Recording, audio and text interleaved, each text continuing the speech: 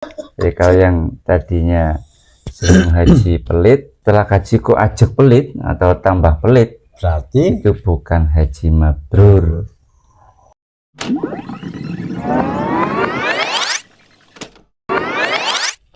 Assalamualaikum warahmatullahi wabarakatuh. Waalaikumsalam warahmatullahi wabarakatuh. Sehat Gus? Alhamdulillah sehat walafiat. Panjenengan sehat ya? Alhamdulillah. Alhamdulillah. Yang siwirang ini apa ya?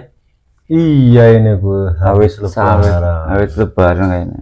Kita terakhir itu selamat Idul Fitri. Sekarang sudah hari 1 bulan. 1 bulan ya. 1 bulan absen ya? Iya, 1 bulan. Hari yang di basic. Plesir. Alhamdulillah. Jadi pemirsa Budiman dimanapun berada, kembali di Kiai Iket Tribun. Nah ini sudah Syawal selesai, kita mulai. Nah setelah Syawal selesai, sekarang sedang musim ini Gus. Orang sudah mulai berangkat akan menunaikan ibadah haji. Iya betul. Nah ini Harap makan? Insya Allah sudah niat. Tarak niat. Tanggalnya sih makan cucu. Nah, ini fadilahnya haji, utamanya haji. Yang jelas itu al-hajjul mabrur laisa jazaa'un illa jannah. Haji mabrur itu enggak ada balasan yang setimpal yang layak kecuali surga. Jadi haji satu dan haji yang lain itu menjadi pelebur dosa diantaranya. Bahkan ada sebuah riwayat hadis dari kalau nggak salah dari Abi Musa al-Asy'ari bahwa seorang haji itu bisa memberi syafaat kepada 400 dari keluarganya. 400 dari anggota keluarganya. Itu satu haji. Sampai haji keluarganya pira? Ya. Anak-anak 100. Aduh Gus. Mana? Mending lah 100 anak kan 100 mau kan orang sampai tok sing kaji kan. Betul. Banyak juga paman atau pak gede atau ponakan yang hajikan. Loh, berarti kan itu bisa mensyafaati 400 orang. Nah, artinya bicara mensyafaati itu kan kategori untuk haji yang mabrur Gus. Iya. Nah sekarang kan kajinya mabrur. Nah tanda-tanda ataupun ciri haji yang mabrur itu seperti apa sebenarnya? Kalau bicara tentang ciri-ciri itu saya teringat dengan apa yang sering disampaikan oleh almarhum ayahanda saya dulu, bahwa tanda-tanda haji mabrur itu ada 3. Yang pertama, ketika pulang haji hilang kumede. Kucir. Nah, jadi kalau yang tadinya sering haji pelit jadi loman. Setelah haji kok ajak pelit atau tambah pelit, berarti itu bukan haji mabrur, tapi mardud ya. Mardud ditolak. Ya, jadi nanti tinggal dititeni setelah pulang haji dia bagaimana. Ketahuan mabrurnya kalau dia pulang. Kedua, semakin baik ibadahnya. Semakin baik ibadahnya. Yang tadinya salatnya misalnya bolong-bolong jadi rapat. Yang tadinya nggak mau ngaji jadi mau ngaji. Yang tadinya nggak mau sowan kiai jadi sowan kiai misalnya. Terus yang terakhir tandanya itu semakin baik pergaulannya dengan sesama.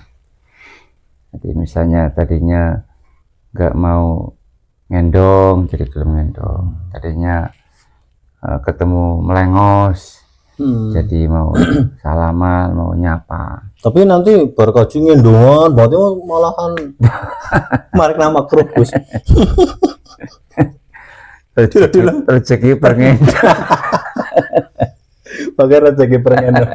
Ini untuk santri-santri biasanya itu yang diharapkan pengendongan. Salah satunya ini Saya ngendong di sini sudah ada mie rebus ini.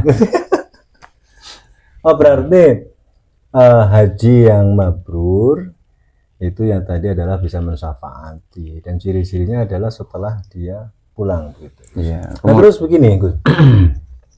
Ada orang yang mampu bahkan punya kesempatan untuk dia berhaji, tapi dia tidak melakukannya. Contoh dia secara finansial mampu, tapi kok dia tidak mau melakukannya? Alasannya ya apakah karena status haji itu berat atau memang belum ada panggilan, begitu Gus?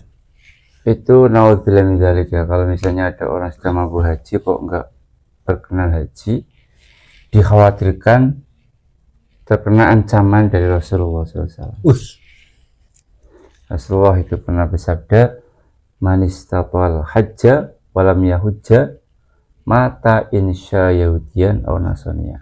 Kalau dia mampu haji kok dia nggak berhaji? Barang siapa mampu melakukan ibadah haji tapi enggak mau melaksanakannya, maka silahkan mati Yahudi atau Nasrani. Nah, naudzubillah min dzalik. Jadi minimal ya, kalau memang dia ternyata begini Gus, karena sekarang kan menunggu haji terlalu lama. Iya. Dia sudah daftar, ternyata umur nggak sampai, itu bagaimana Gus? Kalau sudah daftar maka sampai, saya kok yakin malah mabrur ya. Malah mabrur. Karena ada sebuah cerita itu Syekh Ibnul Mubarak. Itu dia mau melaksanakan ibadah haji, membawa bekal banyak. Di tengah perjalanan beliau melihat seorang wanita tua sedang ngorek-ngorek bangkai. Akhirnya ditanya, jawabannya wanita itu, saya sedang mencari makan untuk anak-anak saya. Wah. Kan Doresani boleh kan makan bangkai kalau terpaksa kan, darurat kan boleh. Akhirnya si Ibnu Mubarak ini menyerahkan bekalnya yang untuk haji, untuk haji itu untuk si janda itu, wanita tua itu. Kemudian beliau nggak jadi haji karena sudah diberikan kepada beliau pulang. Tapi ketika pulang itu orang-orang malah berduyun-duyun datang minta doa kan, karena mereka menganggap bahwa beliau udah haji itu, padahal belum haji. Dia juga nggak menutupi, dia saya nggak haji, saya nggak berangkat haji, saya begini. Tapi malah orang-orang nggak percaya. Bahkan teman-teman yang ya katakanlah yang sekarang mungkin serombongan ya atau seregu itu malah bilang begini, loh bukankah saya menitipkan barang pada kamu di sini, saya ketemu kamu di sini di Arafah. Malah ternyata di sana malah di sana orang-orang berhaji nampak. Iya, kelihatan. Ya, Ibnu Mubarak itu ada di sana begitu loh. Itu berarti kan ya wallahu alam malaikat atau apa ya, bisa jadi ya. Nah, berarti cerita ini bisa menginspirasi untuk yang mempunyai niat haji dan mendaftar, jangan berkecil hati kalau sampai daftar tunggunya puluhan tahun nih Gus. Iya. Terus kalau mau haji, saya mohon itu untuk tetangganya jangan sampai ada yang kelaparan lah. Paling tidak itu dia berangkat haji, tetangganya itu ya dikasih ikut bersukacita, tidak ada acara pemberangkatan sama sekali, itu malah tidak baik ya Gus. Maksudnya?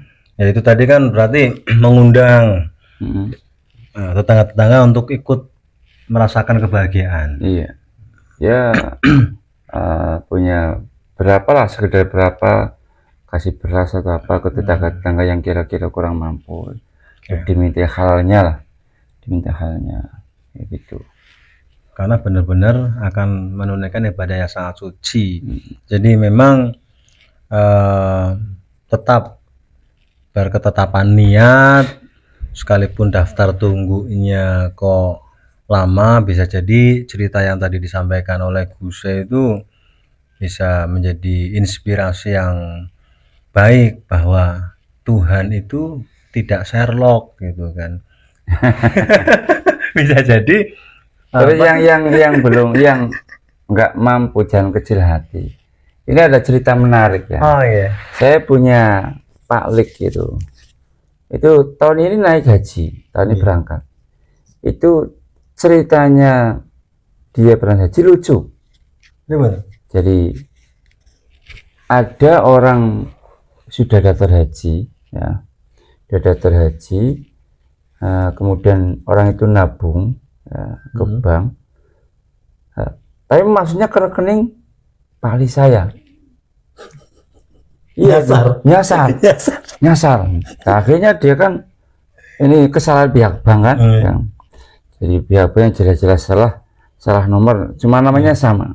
Oh, namanya sama. Namanya sama, namanya orang Cilongok, si Fulan namanya ya. Jadi juga namanya Fulan. Akhirnya masuk ke rekening Pali saya itu. Akhirnya pihak bank nelpon ke Pali saya, suruh mengembalikan uang itu. Akhirnya Pali saya ke bank sana. Ngurus terus. Akhirnya dikembalikan.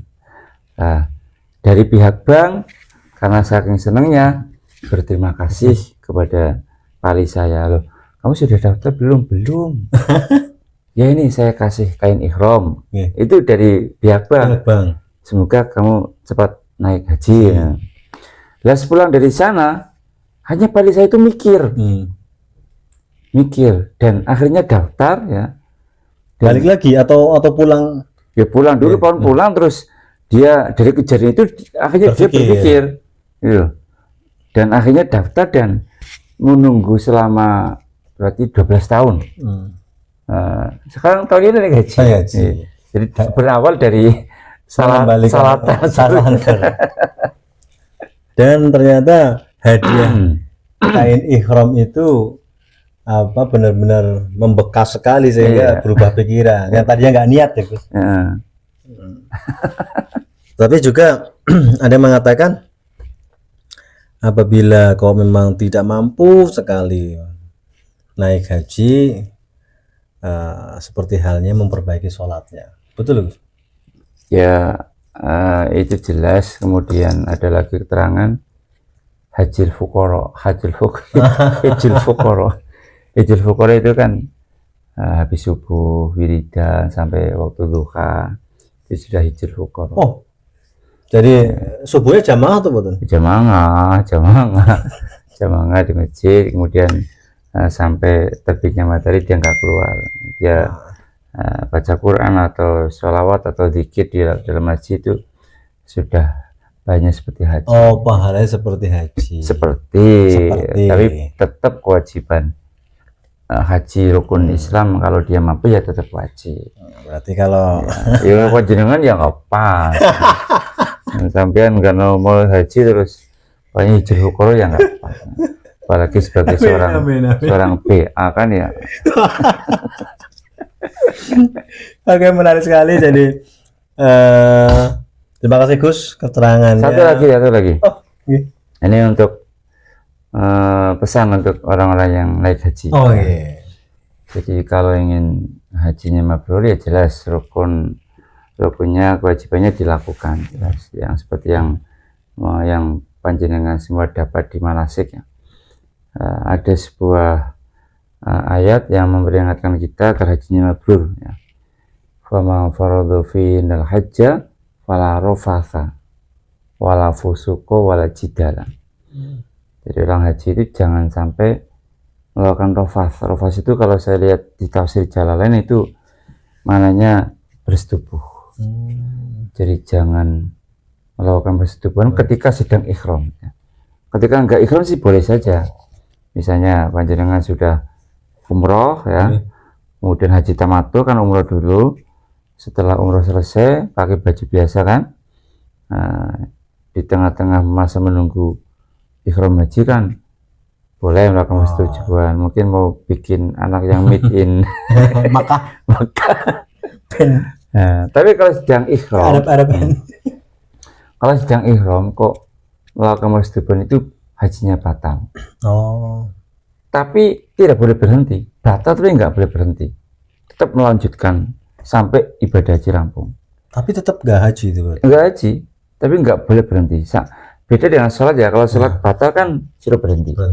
Tapi kalau haji batal nggak boleh berhenti. Berarti statusnya tidak ha dong? Ya nggak haji, cuma nggak boleh berhenti ya. Harus melanjutkan dan harus dikodok seketika. Jadi tahun depan juga harus haji lagi. Nah, itu beratnya. Berat sekali. Bali wis darani kaji padahal batal.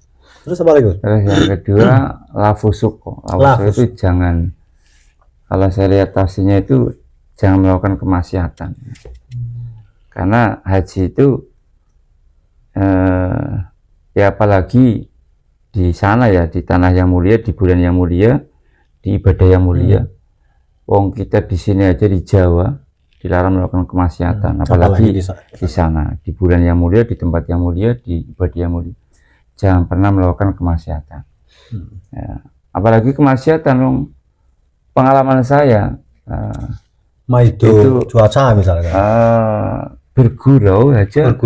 Saya itu berguru niatnya.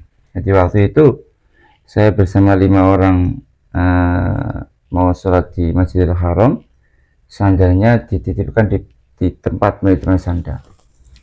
Sepulangnya itu keempat teman saya sandalnya hilang semua, tinggal sandal saya nggak hilang.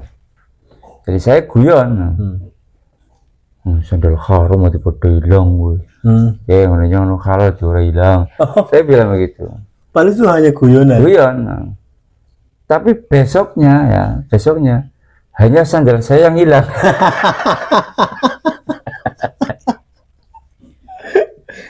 Ya, karena mengolok-olok tadi. Yang keempat teman saya nggak hilang. Hanya saya kan tinggal dicolok kembali kan. Well, Muharram ya. Itu yang kedua. Yang ketiga, wala jidala fil haji. Dan haji itu jangan cekcok, jangan bertengkar. Karena saya lihat kalau ibadah haji itu merawan potensi. Orang sekali potensi untuk cekcok itu sangat bisa sekali. Misalnya ada suami istri naik haji atau orang tua naik haji, anaknya jangan lupa mbah, pasmanya jangan lupa misalnya. Ya, untuk mengingatkan. Pagi-pagi ternyata orang tua lupa. Di situ mulai emosi terus terjadi cekcokan, saling menyalahkan. Atau mungkin mau naik pesawat atau naik bis ya kan. Karena depannya orang yang tua, jangan masih muda, terus merasa kuat, yang tua itu terlalu lama, sampai sudah mulai emosi. Saya melihat sendiri ketika di pesawat itu kan, kursi kan sudah ditentukan nomornya kan. Yaitu ada orang yang nyerobot kursi orang lain demi duduk di dekat jendela. Akhirnya cekcok itu, bertengkar. Saya lihat di sebelah saya sih. Nah itu rawan sekali kalau haji itu masalah jidal atau percekcokan. Jadi jangan bersetubuh, jangan melakukan kemaksiatan, jangan bertengkar atau bercakap. Itu pesan untuk ya, para jamaah haji yang akan menunaikan, supaya apalagi tadi yang poin pertama yang potensi membatalkan haji. Iya. Begitu Gus. Siap. Terima kasih dan semoga Gus kita doakan para jamaah dari Indonesia yang berangkat diberikan keselamatan sampai pulangnya dan menjadi haji yang mabrur dan bisa menjaga kemabrurannya. Terima kasih. Sampai jumpa di lain kesempatan. Tetap stay di Keke Tribun dan Assalamualaikum warahmatullahi wabarakatuh.